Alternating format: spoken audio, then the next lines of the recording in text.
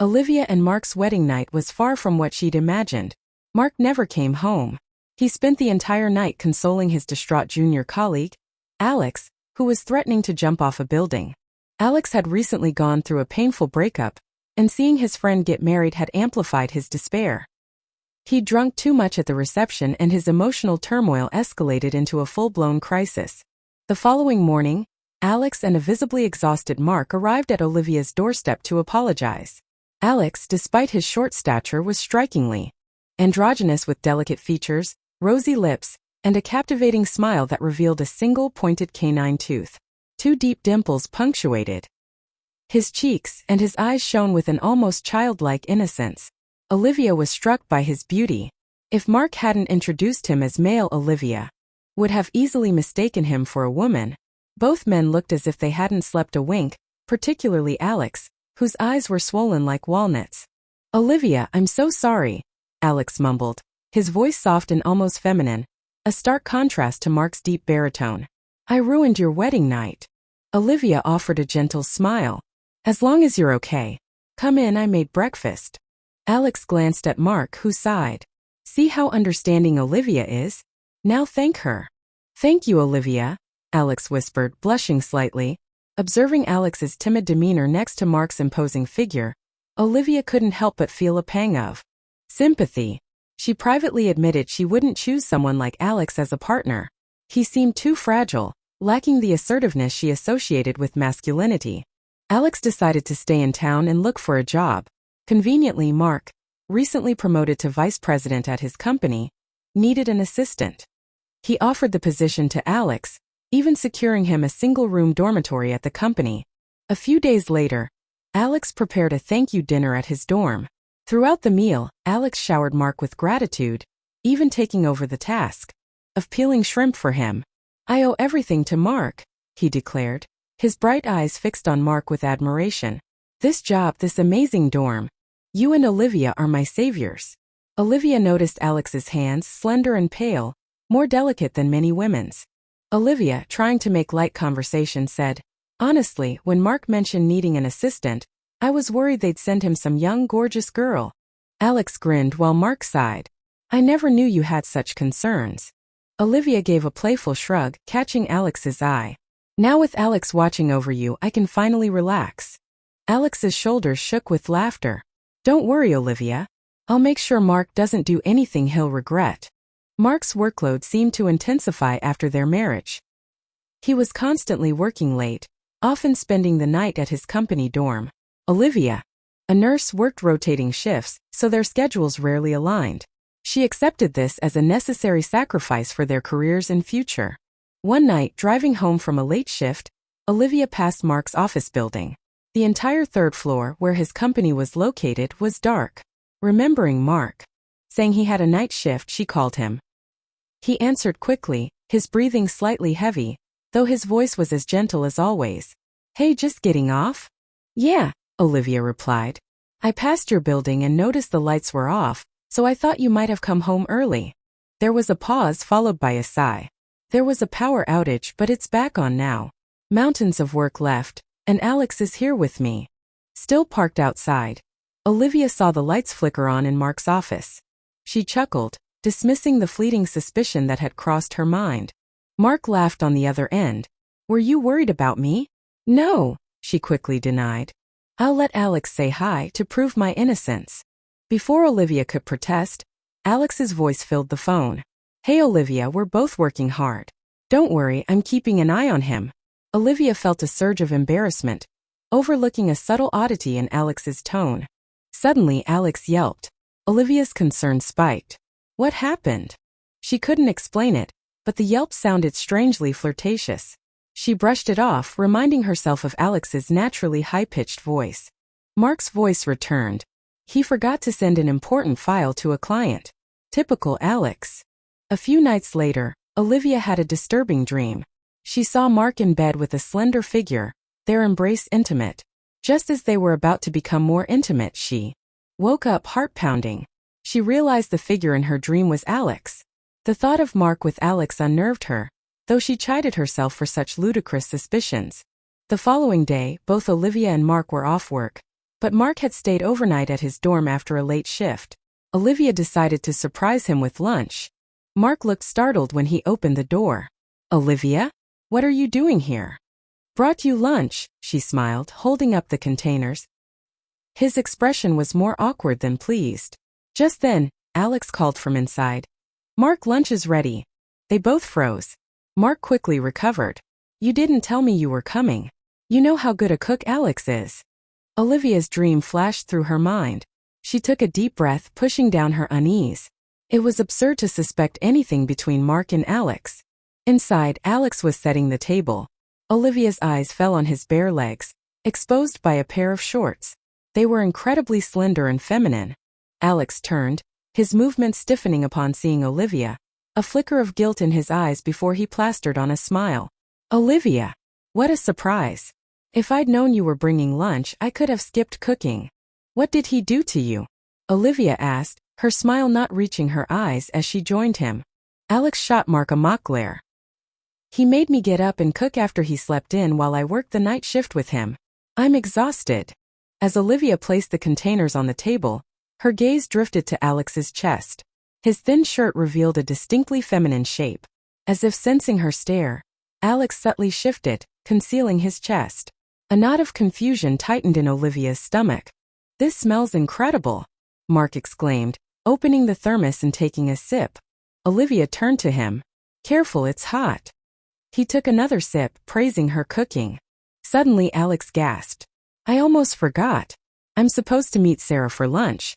It's almost noon. Gotta run." He hurried out, closing the door behind him. "Who's Sarah?" Olivia asked. "A girl from work," Mark replied casually. "Alex is pursuing her." Olivia scrutinized his expression. He seemed perfectly natural. "That was fast." "He was suicidal over his last breakup at our wedding." Mark's eyes flickered. "It's a good thing. Wouldn't be very nice of us to flaunt our happiness in front of a single friend all the time. And besides, don't let those skinny arms fool you. He's been working out. He's surprisingly built." Olivia laughed, relieved. So she had seen pectoral muscles, not breasts. After lunch, while Olivia was washing dishes, Mark came up behind her and embraced her, his hands wandering. "Hey," she giggled. He whispered in her ear. "It's been too long. I miss you." A blush warmed her cheeks. Mark had always been reserved and respectful during their courtship. Their married life, due to their schedules, lacked intimacy. Even when they did connect, it felt lacking. Mark was always passive. This sudden assertiveness was new and exciting. Their passion was interrupted by a knock. Mark instantly pushed Olivia away with surprising force, sending her stumbling back against the wall. Tears sprang to her eyes from the pain. Oblivious to her hurt, Mark panicked. "Go fix yourself. I'll get the door." He rushed off, leaving Olivia stunned and humiliated. In the bathroom, Olivia closed the door, her heart aching. Mark's reaction, like a guilty secret exposed, felt like a betrayal. As she straightened her clothes, her eyes fell on the trash can. There was blood. A knot formed in her stomach. What was that? Just as she reached for the trash, Mark burst in, snatched the bag and mumbled, "The cleaning lady is here. I'll take this out." Olivia stared at the black bag in his hand, her brow furrowed. She hadn't been mistaken. That was a used sanitary pad stained with blood. A chilling thought crossed her mind. Was there another woman? It seemed impossible so soon after their wedding. Olivia watched as Mark handed the bag to the cleaning lady. He turned back to her and she forced a smile. "Honey, I cooked at home earlier and my hair feels greasy. Can you run down and get me some shampoo?" He pointed to a bottle on the shelf. "I have some here." "I'm not used to this kind," she insisted. "Get me my usual brand. That way I can use it whenever I'm here." He chuckled. "Spoiled. Fine, I'll go." The moment he left, Olivia searched the bathroom. She opened the second drawer under the sink, and there it was. An open pack of sanitary pads. Olivia showered and left shortly after Mark returned. He seemed exhausted and went straight to bed. When his snores filled the room, Olivia tiptoed over and took his phone. She'd never snooped before, her heart hammering with guilt and fear. His phone was password protected. She tried his birthday, then hers. No luck. Then a hunch. She entered Alex's birthday. A week before their wedding, Mark had traveled to celebrate. A close friend's birthday with some college buddies. Olivia had been too busy with wedding preparations to go. Calculating the date, she'd easily figured out Alex's birthday. The phone unlocked. Olivia's stomach dropped. She opened his WeChat and discovered a second, hidden account. The profile picture made her blood run cold. It was a picture of Mark with a woman who looked exactly like Alex. Everything clicked into place. Alex's androgynous features, the soft voice, the slender legs, the feminine chest, the sanitary pads, the strange yelp on the phone, the intimate gestures. Alex was a woman, and she was Mark's lover. The memories flooded back. Alex's suicidal breakdown on their wedding night. The odd tone in Alex's voice during that phone call. Alex peeling shrimp for Mark with such feigned gratitude. They had flaunted their affair right in front of her. Tears streamed down Olivia's face. She wanted to confront Mark, but a wave of nausea overwhelmed her. She rushed to the bathroom, dry heaving. Her period was late, over a week late. Mark woke to find her sitting by the bed, her eyes red and swollen. He sat up, startled. "What are you doing here? You scared me." Olivia stared at him, words failing her. Finally she whispered, "Go buy some pregnancy tests." He stared. Then a smile spread across his face. "Are you pregnant?" "I don't know yet," she replied flatly. He jumped out of bed. "I'll be right back." Fate was cruel. 2 lines appeared on all 3 tests. Mark hugged her tightly, overflowing with joy and gratitude. But Olivia felt only a chilling emptiness. Tears flowed uncontrollably. "Why are you crying?" Mark asked, wiping her tears. "This is wonderful." He took her hand. "Let's go out to celebrate tonight. And we should tell Alex. He'll be so excited." Olivia froze. The coldness spread through her veins. That night at a fancy restaurant, Alex sat across from them, radiating enthusiasm. "Olivia, this is wonderful news. Congratulations." Her gaze flickered to Mark, a knowing look in her eyes. Olivia managed a weak smile. "We've both been so busy with work.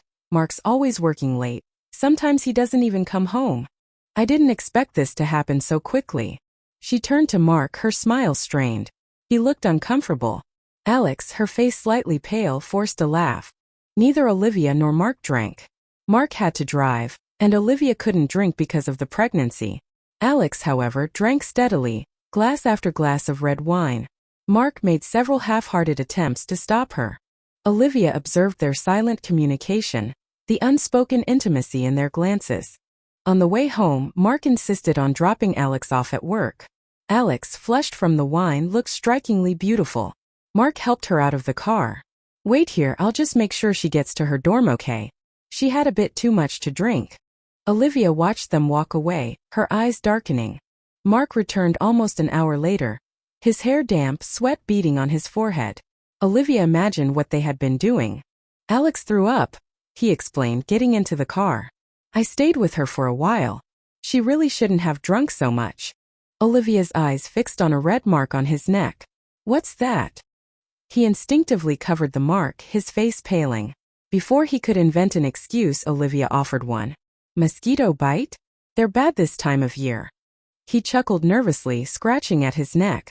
"Itchy." Olivia's heart ached seeing his Guanglan. Despite her disgust, Olivia couldn't deny her growing love for the baby. But the thought of Mark and Alex made her physically ill. She lay awake that night, listening to Mark's steady snores. The next morning he left for work. Olivia called in sick and texted her mother. "Mom, I feel awful." Her mother called immediately. "What's wrong? Did Mark do something?" Olivia told her everything.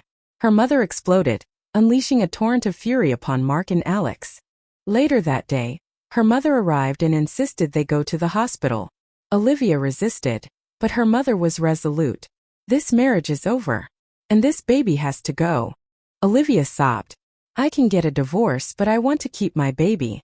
I can raise it on my own." Her mother's eyes filled with tears, but her voice remained firm. "Do you know how hard it is to be a single mother? You're young. Without a child, you can start over. This baby is half that bastard's. We don't want it. Listen to me. It's early. Get rid of it." "Mom, I can't," Olivia pleaded. "Please let me keep it." Her mother gripped her hand. "I can't watch you ruin your life for him. You deserve better. Find a man who truly loves you, then have another child." Olivia knew her mother's tough exterior hid a deep love. That day, she let her mother take her to the hospital. After the procedure, her mother held her hand, her eyes red-rimmed. "Trust me, losing this baby is painful, but you won't regret it." The loss solidified Olivia's resolve to divorce, fueling her with a burning rage. That evening, Mark returned to find Olivia's mother there. "Mom, when did you arrive?" "I didn't want to bother you at work," her mother replied smoothly. Olivia chimed in. "Mom heard about the baby and insisted on coming to take care of me. She says the first trimester is crucial." Mark beamed. "That's so thoughtful. Olivia can be a bit careless." "I'm glad you're here, Mom." Her mother smiled. "I took Olivia to the doctor today. She's a bit weak, so we should be extra careful. I know you young people, but perhaps you should sleep separately for the first 3 months." Mark readily agreed. "Whatever you say, Mom." Olivia fought back the urge to vomit, looking at his deceitful face. Over the next few days, Olivia and her mother consulted with the divorce lawyer Mr. Carter. Olivia seized another opportunity to copy the data from Mark's phone, including his hidden WeChat account. Her mother took the phone to a specialist who recovered deleted messages between Mark and Alex. The recovered messages were sickening. Olivia and her mother discovered a horrifying truth. Mark and Alex had been a couple in college, planning to marry until Alex was diagnosed with infertility. They hatched a plan for Mark to marry someone else, have a child, then divorce and raise the child with Alex. Olivia was nothing but a breeding vessel, a means to an end. Olivia trembled with rage. She had been used, her love betrayed. Even their apartment was in Mark's name. She had nothing. That evening, Mark noticed her mother's absence. "Where's Mom?" Olivia smiled. "She went to discuss something with Dad. They think this apartment is too small. They want to buy us a bigger one, a 3-bedroom, for when the baby arrives." Mark's eyes lit up. "Can they afford it?" "They sold 2 of their old apartments from the redevelopment project," Olivia explained. "They have enough for a down payment. But don't be mad. Mom insists the new apartment be in my name, as my premarital property." Mark chuckled. "We're married. There's no such thing as premarital." Olivia continued. "So we'd have to get a divorce, just a fake one of course, until Mom buys the new place and the deed is in my name. Then we can remarry." Mark fell silent. Finally he said, "I don't want a divorce. Can't I just add your name to this apartment's deed? That should reassure your mother. Feels like she doesn't trust me. And all our assets, this apartment, everything, is for our baby anyway." Olivia hugged him, burying her face in his chest. "Don't be silly. I'll talk to Mom. We're family. We shouldn't be so divided." "You're the best," Mark murmured, relieved. Olivia smiled coldly. His greed was so transparent. A new 3-bedroom apartment was worth far more than their current one. He was already calculating his profit. The next day, Olivia told Mark her parents had agreed. He just needed to add her name to the deed, and the new apartment would be in both their names. He, blinded by greed, believed her. He hadn't questioned why she hadn't demanded this before their marriage. He still thought she was naive. A few days later, her mother cooked a celebratory dinner. "What's the occasion?" Mark asked. "Mom and Dad sold their apartments," Olivia announced. "We have the money for the new place." Mark beamed. Her mother said seriously, "Mark, we need to be clear. We buy the new apartment only after Olivia's name is on this one." Mark readily agreed. "Of course. I'll take Olivia to the land registry tomorrow." The next day, Mark took the day off and accompanied Olivia to the land registry.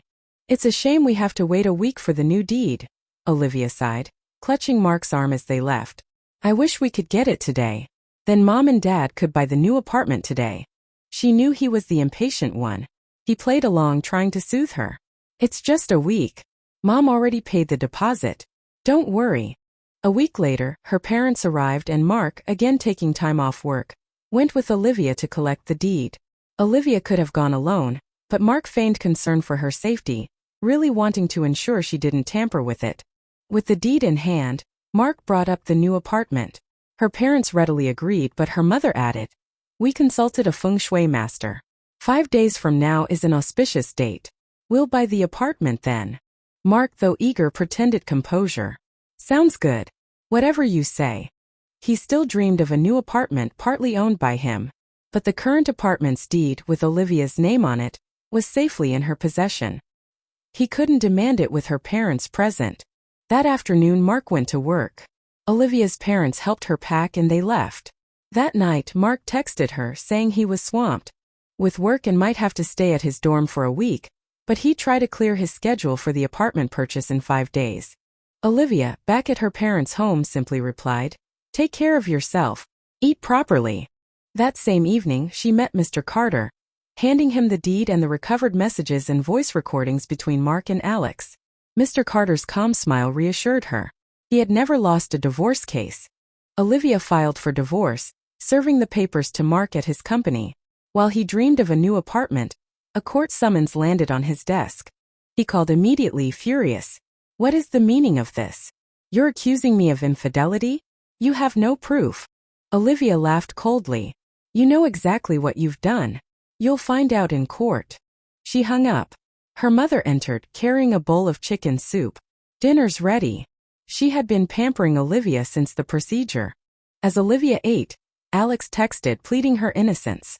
"Olivia, you must have misunderstood. Mark is devoted to you. He would never cheat." Olivia replied, "Stop the charade. I terminated the pregnancy. And stay away from me and my family, or I'll expose you both to your entire company." She knew how much Mark valued his career. Alex's position, secured through Mark's influence and based on a lie, would crumble if their affair was revealed. Mark's career would be ruined. Neither of them contacted her again. The divorce was swift. With overwhelming evidence and Mr. Carter's expertise, Olivia won easily. She received half of their marital assets, including the apartment. After the ruling, Mark contacted her to discuss the division of assets. They met at a restaurant. He was eerily calm. "Whatever I did," he said, "you shouldn't have gotten rid of the baby." The pain of the loss stabbed at Olivia's heart. She laughed bitterly. "What was I supposed to do? Carry the baby to term? Then watch you steal it from me and run off with Alex?" He fell silent. Finally he said, "Let's keep things simple. You take the apartment, I'll take the savings." Olivia agreed. She didn't know how much he had saved, but his preference for the cash suggested it was worth more than the apartment. She didn't care. She had the apartment. It was enough. "Did you know all along?" he asked. "About me and Alex? Is that why you tricked me into adding your name to the deed?"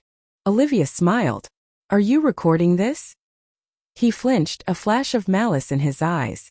They parted ways, the air thick with unspoken animosity. Driving home, Olivia felt a prickle of unease. Something felt wrong. Suddenly, a car accelerated towards her. She swerved instinctively, colliding with another vehicle. Ironically, she was deemed at fault. The other driver sustained minor injuries. The car that had targeted her was gone. Olivia knew deep down that Mark and Alex were involved. Mr. Carter told her there wasn't enough evidence to pursue it. As she was leaving, he stopped her. "Your ex-husband seems to have overlooked something important in your divorce case." A few weeks later, a shocking story aired on local news. A woman, disguised as a man, posing as her lover's junior colleague, had brazenly flaunted their affair in front of his wife. The accompanying image was Mark's hidden WeChat profile picture. Their faces blurred but recognizable. Mr. Carter explained that the information had come from the court records, a consequence of the public nature of their divorce trial. Mark, expecting to lose, hadn't paid attention to that detail. One night Mark called drunk and ranting. "I've lost everything. Are you happy now?" Olivia's voice was cold. "You should be grateful that car didn't kill me. You'd be facing more than just career ruin." After hanging up, Olivia wept. The betrayal, the humiliation, the near-death experience, the trauma lingered. Her bank account grew fatter after the divorce settlement. Money was good, but it couldn't erase the fear of relationships. 2 years later, her mother once again insisted she try dating. Reluctantly, Olivia agreed to a blind date. Her date turned out to be Mr. Carter, her divorce lawyer. They exchanged smiles. "This place is a bit stuffy," he said. "Want to go for a walk?" Olivia smiled. "Let's go."